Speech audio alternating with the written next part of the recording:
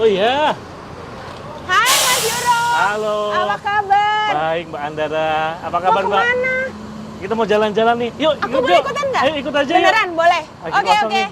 Yuk, mari masuk. Mas, aku punya 20 pertanyaan nih Mas. Oh, Sambil jalan-jalan. Siap. Siap jawab? Kita sambil jalan-jalan sambil kita berkeliling ya. Asik. Ini jarang-jarang nih tanya-tanya sambil jalan-jalan. Oke Mas. Oke, yuk, mari.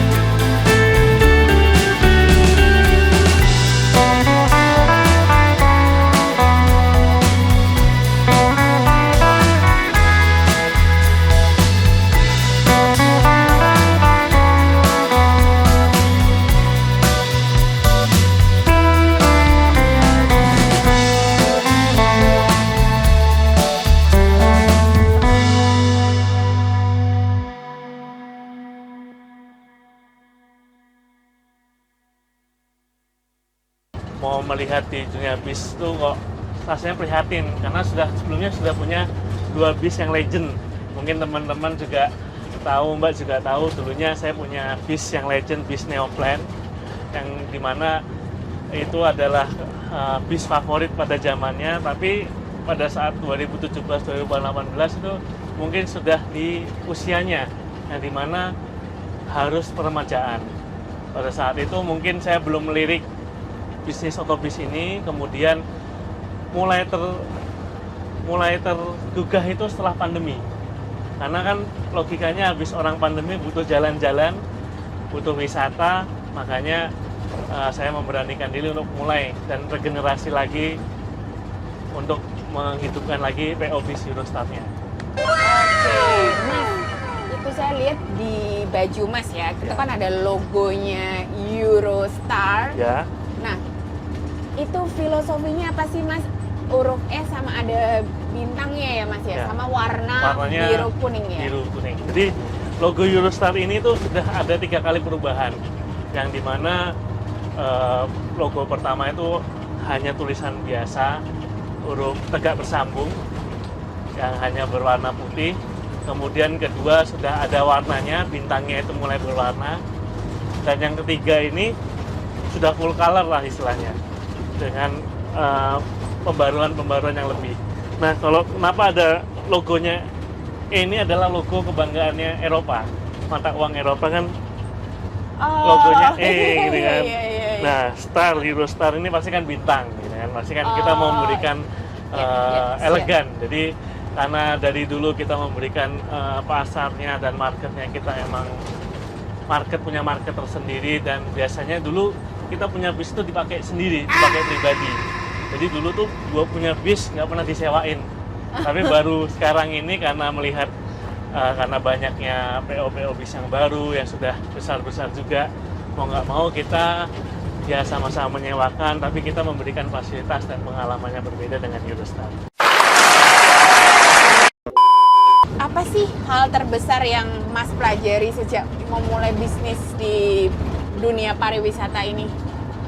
Ya, jadi kalau di dunia pariwisata secara umum itu kompleks ya. Tapi di bis pariwisata ini pertama adalah sebuah pelayanan. Jadi kita di bis pariwisata ini tidak menjual produk, tapi kita menjual jasa. Jasanya apa? Jasanya kita sebagai persewaan bis, yang dimana para konsumen itu menyewa kendaraan bis dari satu tujuan ke tempat wisata dan dilakukan secara bersama-sama. Dan itu kan menjadi tolak ukur kita gimana supaya memikirkan untuk konsumen itu nyaman dan memberikan fasilitas yang maksimal. Iya. Tuh. Nah, tadi Mas menjelaskan ini berarti Mas juga ada program pelatihan khusus nggak? Atau pengembangan buat pengemudi bus dan kru gitu, Mas? Nah, ini juga ada kaitannya dengan masalah pelayanan. Jadi selain kru, terutama sang driver, itu tugasnya dia tidak hanya sebagai pengemudi, tapi dia juga sebagai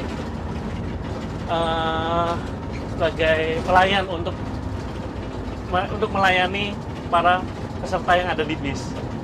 Jangan sampai ada komplain, jangan sampai penumpang itu merasa drivernya sombong, drivernya itu tidak humble. Karena di sini kita jualnya adalah pelayanan, bukan barang. Beda ya, kalau kita jualan barang itu kan kita ya udah barangnya mau gimana, yang penting ada. Tapi ini kita pelayanan yang membuat pelanggan itu merasa dilayani dan wah enak ya pakai pelayanannya dengan driver A, driver B, dan itu harus ada standarisasinya. Supaya apa? Supaya kita tetap ada memberikan pelayanan yang prima dan tidak menurun. Oke, nah tadi Mas kan berhubungan pelayanan, pasti berhubungan dengan manusia ya Mas, Ya, baik dari krunya Mas, sumber daya manusianya, Betul. lalu dengan pelanggan sendiri yang juga Betul. manusia. Nah, itu kan pasti saya tahu nih stressfulnya tuh kadang tinggi sekali. Betul, Nah, bagaimana seorang Mas Euro itu mengelola stres, tekanan dalam dunia bisnis, istilahnya bus di dunia pariwisata? Ya, kalau di dunia bis pariwisata ini, saya sebenarnya punya tim. Timnya itu adalah kru-kru yang sudah saya bentuk ini. Mereka lah dan kepala krunya lah yang kita ajak diskusi untuk memecahkan masalah. Contoh, saya punya masalah, misalkan ada bis yang mungkin tidak bisa hadir di penjemputan esok pagi. Itu gimana solusinya? Apakah kita harus mencarikan penggantinya atau kita harus seperti apa?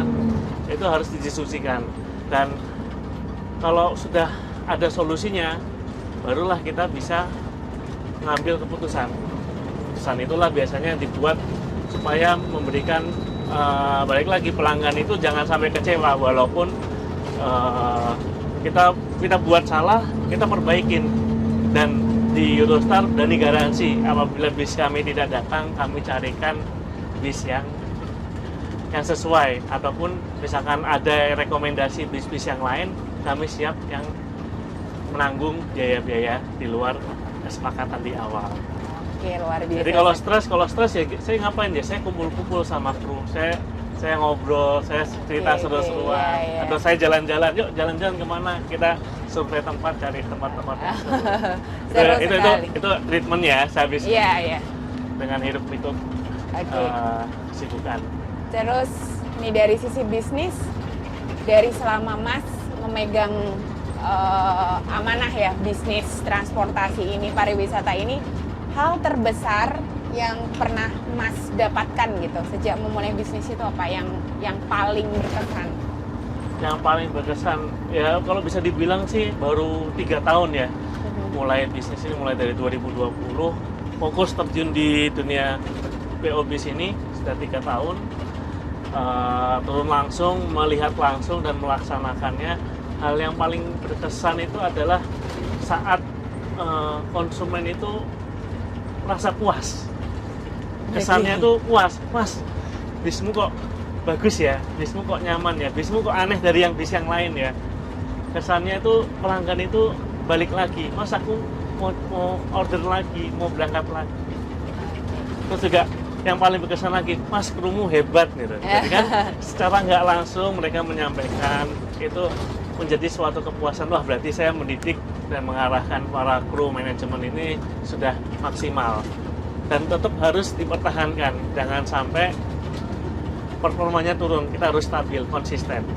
Itu jadi kepuasan tersendiri dalam menjalankan bisnis ini. Oke Mas. Nah tadi Mas menjelaskan ada pelayanan. Nah kalau untuk dari sisi produk ya, dari sisi maintenance, penjagaan bus-busnya Mas ini biar prima itu gimana Mas? Ada tips khusus? Oke. Kalau untuk segi maintenance itu kan ada body, ada mesin. Kita ngomong ke bagian mesin dulu, engine. Nah, sebenarnya Eurostar itu sudah kerjasama dengan dealer resmi, terutama dealer Mercedes-Benz, Hartono Raya Motor, nggak apa-apa ya disebut ya. Kita selalu servis di sana, maintenance di sana, dan record kita ada di sana. Dan bis-bis Eurostar ini masih, misalnya belum open segel, masih original, dan kita komitmen tidak akan dirubah-rubah. Karena kenapa? Kita mau pakainya ini jangka panjang. Karena progresnya kita pakai bis ini tidak 5 tahun jual atau 3 tahun jual. Kita pakai ini mungkin kalau bisa 10 tahun kita pakai, 15 tahun, dan kita maksimalkan. Itu kalau dari segi mesin. Kalau dari segi body, kita balikkan lagi ke Laksana nih. Semoga Laksana bisa ada repair, ada apa untuk masalah body dan interior ini. Saya percayakan kepada Laksana untuk bisa memberikan pelayanan lagi nih, untuk perawatannya lebih bagus lagi ke depannya. Iya, siap. Mantap ya.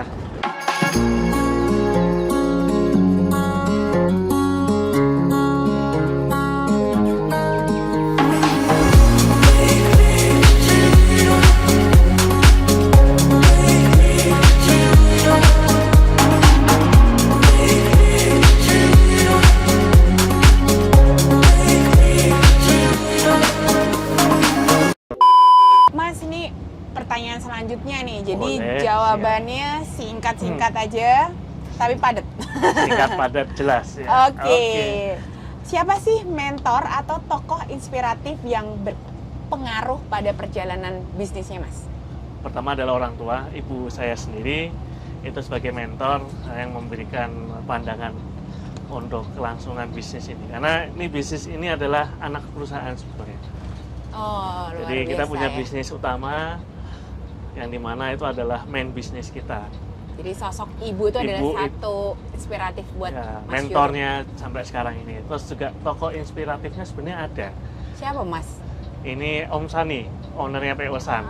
Kenapa tuh? Jadi Om Sani, manajer Om Sani, ya ini suatu kebanggaan bisa mengikuti jejaknya Om Sani, bisa mengikuti lah. Jadi inspirasinya saya untuk makin mantap terjun di dunia otobis ini.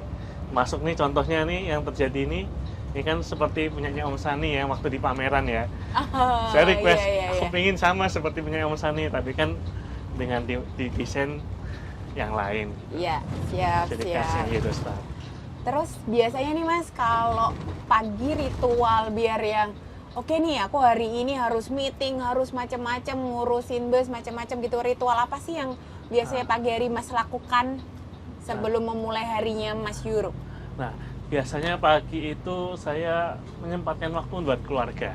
Jadi sebelum pagi-pagi Mas selepas itu? sholat subuh, pagi kita sarapan sama istri, anak kita bangunin, kita ngobrol. Saya cerita nih, saya hari ini mau ketemu siapa, mau ada kegiatan apa.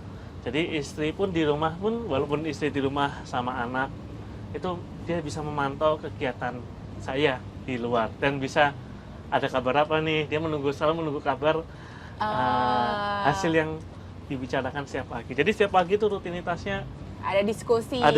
Ada apa, mau kemana. Contoh hari ini kita ketemu, saya udah diskusi. Oke. Ya udah, sana kita sambil ngobrol-ngobrol yang lain.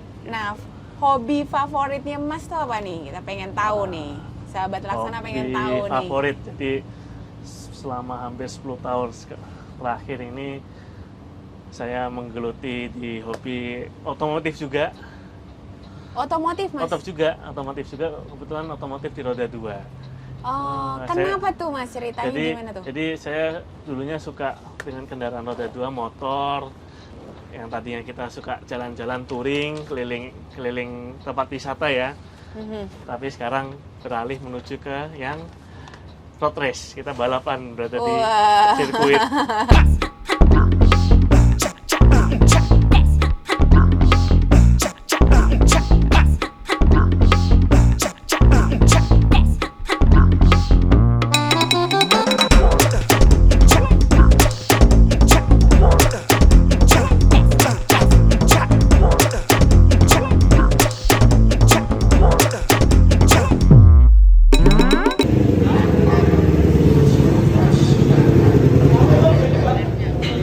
Mas, tadi kan Mas cerita tentang balapan. Balapan tuh biasanya identik dengan sesuatu yang ekstrim, yang ada challenge seperti itu. Nah, sebenarnya ada hal lain nggak? Atau yang paling ekstrim yang Mas pernah lakukan di hidup Mas itu apa, Mas? Ya, ekstrimnya paling ekstrim itu. Karena kita selain mengontrol kendaraan yang kita kendarai, itu kita mengontrol emosi. Jadi emosi kita selama di lintasan itu kalau kita nggak bisa ngontrol, bisa fatal, bisa jatuh, bisa nabrak. Tapi Mas Yuro pasti memperhatikan safety banget memperhatikan safety, memperhatikan keselamatan juga. Karena kita di situ sebagai hobi ya, hobi yang dimana harus tersalurkan dan terakomodir supaya apapun yang dilakukan itu untuk balik ke diri kita itu adalah kebahagiaan, relax, senang gitu semuanya. Tadi saya tanya hal ekstrim, tapi pernah nggak masih seorang Mas Yuro tuh ngelakuin hal konyol, misalkan pas pada waktu sekolah, waktu kecil, kayak gitu apa nih Mas? Ini cerita lucu nih sebenarnya nih kan. Jadi kurang lebih 20 tahun yang lalu ya. Jadi kan saya masih TK loh Mas. Ya. Ketahuan dong saya umurnya berapa. Jadi 20 tahun yang lalu itu saya kurang lebih umur 8 atau 9 tahun. Jadi saya sama adik saya itu tahu kan minum Nutrisari yang pakai tekonya itu kan. Itu kita minum Nutrisari, buat Nutrisari di dalamnya itu kan ada bungkusan kecil biasanya. Ada silika gelnya. Iya, silika gelnya itu. Kita bukalah berdua, cemplungin di itu. Kita minum berdua. Berdua-duanya masuk ke rumah sakit. Dia opnam. Opnam? Gara-gara? Jadi itu hal yang paling, ya ampun, tuh masih inget tuh sampai sekarang itu dan nggak pernah terlupakan gara-gara minum silika gelnya itu. Tapi karena namanya anak kecil kan nggak tahu dikiranya mungkin gula atau perasa yang lain. Ya dari situ kita berdua kakak adik masuk rumah sakit bareng. Ya, kocak. Terus makanan favorit, Mas tuh kan orang Semarang nih. Ada makanan favorit nggak? Favoritnya apa? Favoritnya the one only di Semarang, tahu petis. Oh, tahu petis. Ya. Tahu petis. Kenapa tahu petis? Coba kita cari tahu petis di daerah lain. Pasti beda. Beda rasanya. Rasanya beda, bentuknya beda dan petisnya beda. Jadi tahu petis Semarang itu spesial lah. Terus sekali makan bisa berapa tuh, Mas? Berapa potong tuh? 5 bisa kali ya. Makanya favorit di Semarang. Jadi kalau ke Semarang jangan lupa makan, ada lumpia juga, ada tahu petis, ya kan. Kita itu favorit di Semarang. Oke. Nah Mas, mau tanya nih, bagaimana tadi Mas itu kan sangat-sangat memperhatikan kepuasan pelanggan. Betul. Terus ukuran kepuasan pelanggan gitu, misalkan pada saat selesai trip itu, menurut Mas Yuro tuh gimana? Mas ada, misalkan Mas ada formnya atau gimana, kayak gitu? Indikatornya sebenarnya ada yang kompleks, ada yang sederhana. Kalau yang sederhana itu pelanggan merasa puas itu dia akan balik lagi dan mencari. Jadi kan pelanggan itu merasa nyaman, merasa senang dengan apa yang kita layani itu, dia akan kembali dan dia merekomendasikan, Mas aku merekomendasikan ke saudaraku ya Mas, ini itu menjadi suatu nilai kepuasan, indikator kepuasan bahwa layanan kita itu diterima oleh mereka. Jadi tanpa harus menulis form, kan nulis form orang 50 repot juga ya. Iya benar. Padahal panitianya satu. Tapi dari hal sederhana itu kita bisa tahu orang ini berarti terlayani. Begitu juga kru. Kadang-kadang saya tanya kru, dapat tip nggak gitu kan? Ya mungkin kadang-kadang juga tip itu kan sebagai nggak juga sebagai keharusan untuk diberikan. Tapi kan biasanya tip itu adalah tanda terima kasih para peserta, para konsumen kepada kru yang sudah bertugas menemani mereka dan melayani mereka. Siap. Gitu. Jadi hal-hal sederhana, gampang Mbak. Iya. Lalu Mas, bagaimana sih saran Mas gitu kan? Kan sekarang banyak banget ya yang memang bisnis itu jadi sesuatu yang yang seksi lah ya, khususnya di dunia pariwisata. Nah, saran apa sih yang ingin Mas berikan gitu kepada para teman-teman gitu, pada sahabat laksana yang ingin mulai bisnis di dunia bus? Kalau dari saya pribadi sih, pertama adalah gemar dan gemati. Jadi kan apa tadi Mas? Gemar Coba. dan gemar dan gemati. Gemar itu adalah menyukai sesuatu kan? Menyukai sesuatu yang kita jalankan. Gemati Mas, mungkin ini kalau orang Jawa tahu gemati. Jadi apa nih Mas? gemati itu lebih rasanya kita harus memiliki. Jadi apa yang kita lakukan suka. Pertama kita suka, terus kita memiliki, gemati, dan kita rawat. Jadi nggak semerta-merta kita usaha bisnis di dunia otobus ini, nggak semerta-merta hanya lihat untung seksinya tadi ya. Iya. Karena banyak sebagian orang mungkin yang berambisi, nih orang itu bisa, kenapa saya nggak bisa? Padahal kan itu ada ramuannya, ada triknya, ada caranya sendiri. Dan saya masih ingat kata-kata Om Sani dulu waktu ngasih wejangan pertama ke saya. Kamu kalau udah di sini jangan setengah-setengah, totalitas. Karena semua itu sudah terlanjur berada di posisi ini, ya kamu harus bisa memberikan hal yang terbaik. Gitu.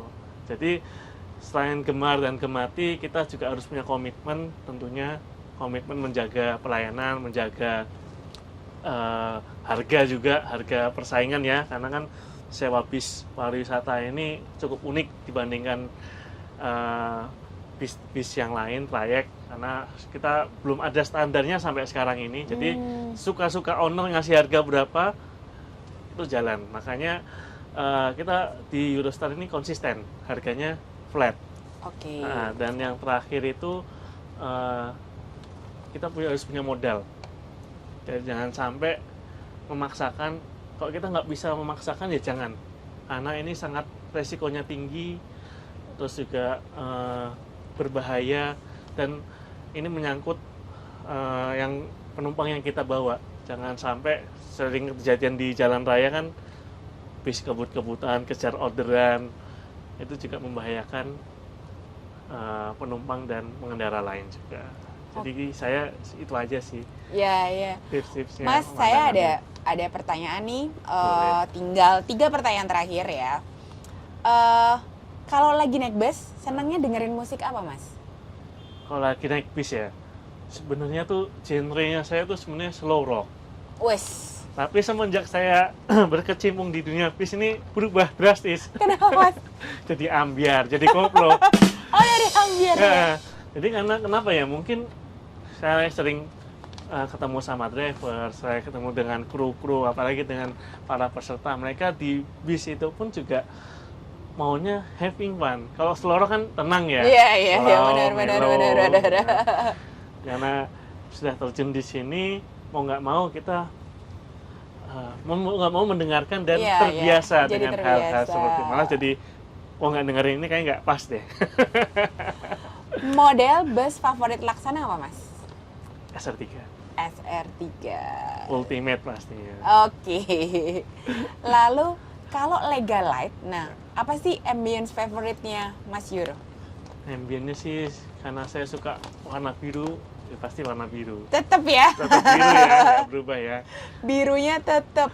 Nah, terakhir dengan teknologi nih Mas yang sekarang ini ya paling baru di dunia bus seperti itu kan.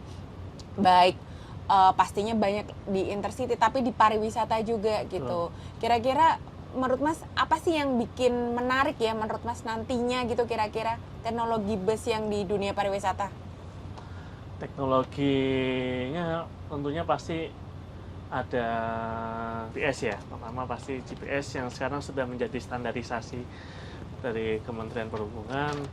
Kedua seperti metode pembayarannya sekarang kan, kalau dulu kan orang harus datang ke garasi ngelihat bis baru bayarnya tunai. Sekarang sudah dibantu, dipermudah oleh sosial media untuk pembayaran dan pengecekan unit. Jadi orang tidak perlu datang repot-repot datang ke garasi yang jauh-jauh. Yang ketiga, mungkin teknologi masalah keselamatan dalam berkendara. Saya rasa mungkin teknologi itu sedang mungkin akan diterapkan oleh Laksana. Semoga Laksana bisa memberikan mode fitur yang lebih safety dan lebih relevan bagi masyarakat Indonesia. Termasuk juga nih saya juga ada teknologi terbaru nih dibandingkan unit-unit yang lain adalah teknologi spion kamera. Wah, iya. Mungkin kalau di luar negeri di Eropa khususnya hal seperti ini tuh sudah wajar.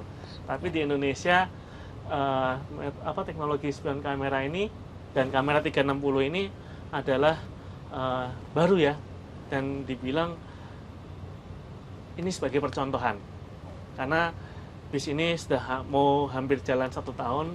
Alhamdulillah semuanya masih berfungsi, berjalan dengan normal. Dan keunggulannya apa? Saat kondisi hujan, kondisi gelap, itu bis itu bisa melihat sekelilingnya dengan jelas. Coba kalau misalkan dengan kaca konvensional itu kalau hujan kan kadang-kadang tidak terlihat, malah jadi blind spot. Kalau dengan mirror cam ini memudahkan sang driver dan co-driver untuk memantau sekelilingnya.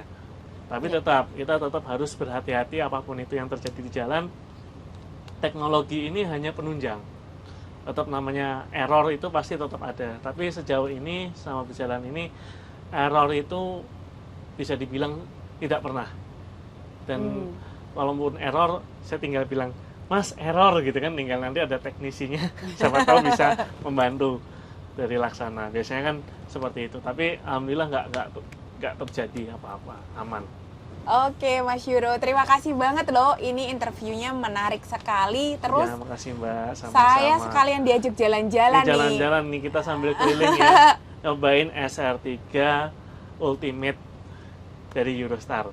Oke sahabat Laksana, jangan lupa ya kalau mau pariwisata, pesan busnya Eurostar.